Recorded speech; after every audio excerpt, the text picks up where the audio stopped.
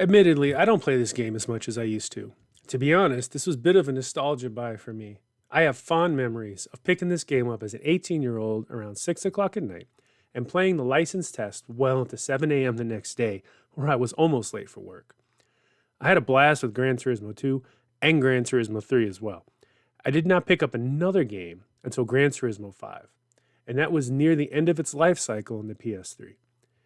I was busier at that time, and I didn't have the time I felt to dedicate to a racing game like I did in my late teens and early 20s. This 25th anniversary edition of the game was a gift from my kids. Playing through the menu books brought back all the nostalgia, and I was having a blast. But then that ended. The grind became almost too much of a chore. The credits earned were minimal at best, and the game felt like it was geared towards buying money for cars.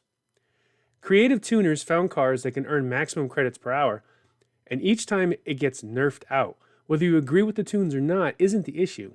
The community perceives poor payouts for wins and almost no incentive to partake in most races. Last patch, I ran through 12 days worth of roulette tickets to see how the odds felt since launch. So while I was gearing up to play this new patch and get tickets to see how well they pay out, I ran into a glitch in the system.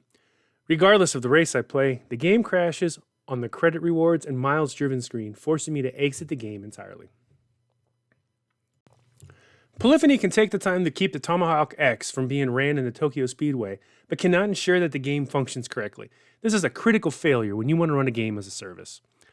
This makes me feel like PD does not have the interest of its fans and enthusiasts in mind, and is trying to coerce players into playing the game the way PD wants us to play and purchase their credit packs, which are ridiculously overpriced based on the value of the cars in the Haggerty collection. This patch has broken the game for many, and several players are done with this game due to lack of credit payout, bugs, and constant PP adjustments that keep the Tomahawk X and other cars out of Tokyo. All this to say that there will not be an updated roulette ticket opening until this gets fixed. I have no desire to run a race, close the game, and restart it and hope to see if I earned a ticket. This is not how a game as a service should be ran. GT7 is only 6 months old. These are not issues a live service game should be experienced.